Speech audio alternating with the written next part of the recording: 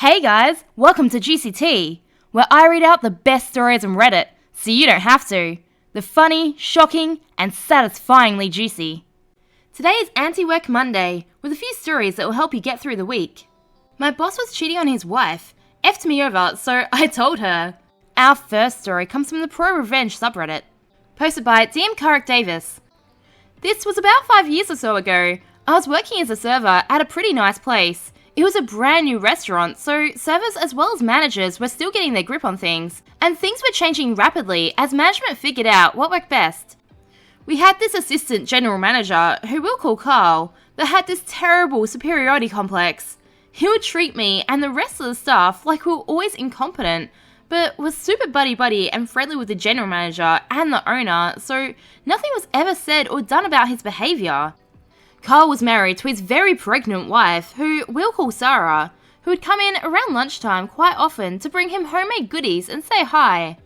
This was incredibly awkward for the staff because we all knew that Carl was sleeping with another server, who we'll call Rebecca.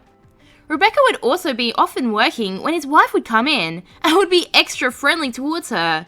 Carl would kiss his wife, be sweet and loving, etc. I didn't say anything, and neither did anyone else, even though we often talked about how terrible we all felt for Sarah, and whether we should, but ultimately, nothing was ever said. Until I'm working a crazy dinner rush in the weeds, still doing a great job with my tables, as I'd already been serving for around 8 years at this point, when Carl calls me over to a table. The guests are sitting there with their freshly brought out dishes as Carl proceeds to ask me, in the most condescending tone, "Can you tell me what's missing from this table?" I proceed to look and realise that one of the guests doesn't have a steak knife yet. Totally my job to bring one before the steak is served, so I messed up. I say, steak knife, and proceed to turn to go grab one. Carl grabs my arm and forces me to stand there as he tells me how unacceptable it is to forget a steak knife, and that these types of mistakes will not be tolerated, and I should be very careful about remembering these things going forward, etc. The guests look very uncomfortable at this point, and because of his raised voice and how close the booths are, I notice the neighbouring tables are listening as well. Wow, I would never return to a place if I saw that. I flushed red and apologised and went to get the steak knife. I proceeded to do very well for the rest of my shift. The next few weeks, my shifts are cut to 2 lunch shifts per week and no dinner shifts, compared to my usual 4 dinner shifts and 3 lunch shifts, running a double one of the days. I become very concerned immediately as I'm living pretty much week to week off my tips and paycheck. I go into my next shift early and ask to speak to the manager. Carl's already in his office waiting. I ask about my schedule and he proceeds to tell me that they hired new staff and everyone's hours have been reduced, etc. Okay? Only, when I go and ask my coworkers, 2 of them complain that they were given my shifts and actually don't want them, and were upset about having to work on the weekend. Same thing happens for 2 more weeks before I'm finally able to speak to our general manager, who informs me that Carl does the scheduling, and did voice the steak knife incident and use that as his rationale that I'm not cut out for dinner shifts. Seriously? I'm livid, as I really was working so hard, and was recognised by my other managers for doing so well, and was never addressed for any other issues, only given praise. This proceeds to happen for another month before I finally get another job that I applied for pretty much 2 weeks after. I quit the other place, excel, and quickly get promoted to closing the new restaurant, as well as getting the best closing shifts because of my work ethic. As all of this was happening, I kept replaying every conversation I had with Carl, and how absolutely rude and demeaning he was, not only to me, but to everyone else. We often had girls crying during shifts because of his behaviour. So, I tried to see if I could find his wife on Facebook. I knew his first and last name. Found her right away. As I'm no longer working there, I decided to send her a message directly from my personal account, detailing what I saw with him and Rebecca while I was working there. I mean, it was terrible. Rebecca wasn't shy about telling anyone who would listen about the hotels they would rent for the weekend, what their sex life was like, and how he was saying that his wife just doesn't please him anymore. I told her everything with as much detail as possible. She read the message, but I got no response. 2 weeks later, I heard they're divorcing, and he's been fired. because his conduct was finally revealed to the owner after another server quit right on the spot in the middle of a shift because Carl yelled at him in front of the staff about not folding napkins correctly. Last I heard, Carl moved to a small town in the middle of nowhere where he's the manager at a local diner. His wife remarried and took full custody of their baby boy. Is this what you wanted? Our next post is from the Malicious Compliance subreddit, posted by Jigglybbum. For context, I work in a retirement home as the only nurse on during any said shift and work graveyard shifts. Even this shift was jam-packed with duties because they didn't ever want us to get bored. A good third of these duties involved cleaning that got overlapped by housekeeping at least once a week. I'm fairly creative and my managers know this. One of my managers asked me to do window art paintings to make the place look more festive for some important party they were throwing for the public. They were going out of their way to make it look nicer than usual because their bosses and the owners were going to attend, as well as the local news. I agreed to do the painting for free because it sounded like fun. They asked me a week before the party, so I figured I'll just use my 1 hour break time during each shift to do the painting, instead of coming in on my 1 day off that week. The paintings were all over the glass doors and the floor-to-ceiling windows, so it took some time. I spent 5 of my shifts doing them, and the night before the party, I finally finished. I painted for an hour before the beginning of my shift to finish it on day 5. The rest of the shift was insane, with emergencies that only I could tend to, because I'm the only actual nurse on duty. Needless to say, a lot of the little cleaning things didn't get done, such as cleaning the windows and mopping the floor. I left the manager a note with all the cleaning duties that I hadn't had time for because I usually finish all my duties and like to keep them informed when I'm unable to do so. I come in through the front doors on my last shift and I smile because the painting is exactly what I envisioned and it's finally done. I got a lot of texts from my coworkers and managers saying how much they loved the painting and how it would be perfect for pictures.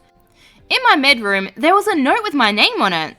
My manager wrote me a note saying it was unacceptable that these duties were unfinished and that I shouldn't have wasted company time doing the painting instead of my duties. Mind you, I had told her that I would only be using my break times to do the paintings when I was initially asked to do them. Also, there were cameras pointing at the areas I was painting, so she was able to see that I never spent more than an hour per shift painting. I was so mad at this point reading this letter. My shift ends at 7 AM and the party is set to start at 11 AM. Cue Malicious Compliance. I washed the hell out of those windows that night. Goodbye art. I went home before the manager got there, so I didn't have to explain. My coworkers told me that other managers were all mad at her for ruining the photo op spot and understood why I cleaned it off. Still makes me smile thinking about it. Rules for thee, but not me. Posted by XZB4. My work recently told us that we're not really making any profit, so we're doing hard budget cuts. This includes layoffs, no overtime, no more drinks provided in the cooler, and management can now deny your work expenses. While this is happening, my boss went on a company golf retreat that cost thousands of dollars. His boss expenses out all his meals, which are easily over $200. I was told to get a modest lunch on my work trip, as they wouldn't reimburse me if I spent over $50. We're all frustrated as management keeps saying we need to budget, but then they go and buy expensive dinners and go on trips. Our CEO tried doing a town hall meeting to be transparent, but they just kept hiding stuff and basically saying that we all need to hunker down. Mind you, we have sales agents who constantly spend hundreds of company dollars to buy customers dinner and gifts. The moment I found out they'd let go some really good workers, I just lost all faith in the company.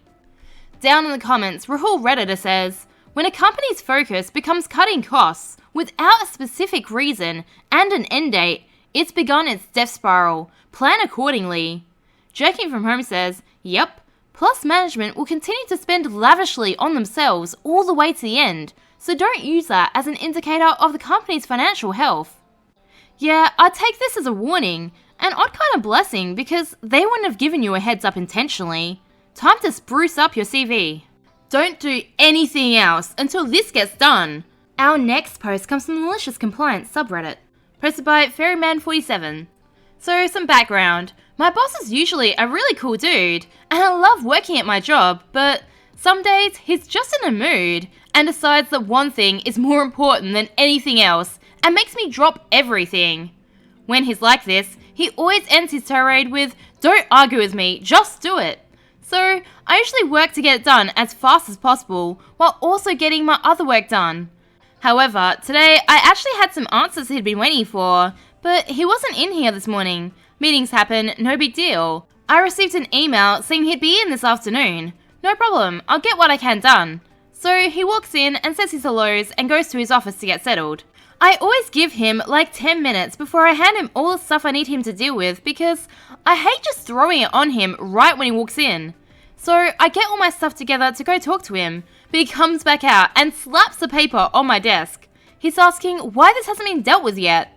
I explain, as I had done several times before, that I can't get this done because it's a government document and they won't let me make changes to our account on his behalf. He says he doesn't need excuses, just get it done today. Don't take calls, don't do anything else, just get this done.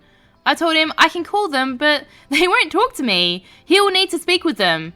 I also told him that last time I called, I was on hold for over 3 hours because government, yay.